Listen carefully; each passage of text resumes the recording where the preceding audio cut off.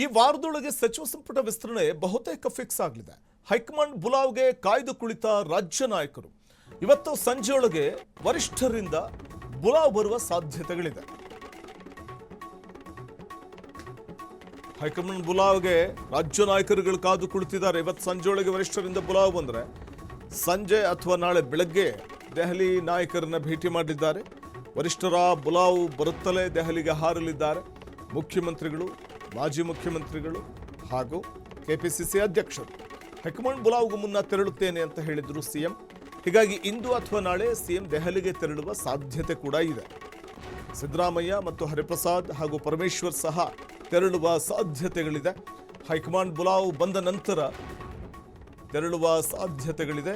ಇವತ್ತು ರಾಹುಲ್ ಖರ್ಗೆ, ವೇಣುಗೋಪಾಲ್, ಸುರ್ಜೇವಾಲಾ ಚರ್ಚೆ ನಡೆಸಲಿದ್ದಾರೆ. ಸಂಪುಟ ವಿಸ್ತರಣೆ ಕುರಿತು ಮಾತುಕತೆ ನಡೆಸಲಿದ್ದಾರೆ ನಾಯಕರುಗಳು. ತದನಂತರ ರಾಜ್ಯ ನಾಯಕರಿಗೆ ಹೈಕಮಾಂಡ್ ಬುಲಾವನ್ನು ನೀಡುವಂತಹ ಸಾಧ್ಯತೆಗಳಿದೆ.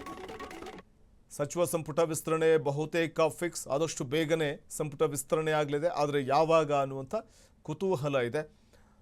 ಬಹುಶಃ ರಾಹುಲ್ ಗಾಂಧಿ ಅವರು ಇವತ್ತೇನಾದರೂ ಬುಲಾವ್ ಕೊಡ್ತಾರಾ, ದೆಹಲಿಗೆ ಬರೋದಕ್ಕೆ ಹೇಳ್ತಾರಾ ಸಂಜೆ ವೇಳೆಗೆ ಅನ್ನುವಂಥದ್ದು ಕಾದು ನೋಡಬೇಕು.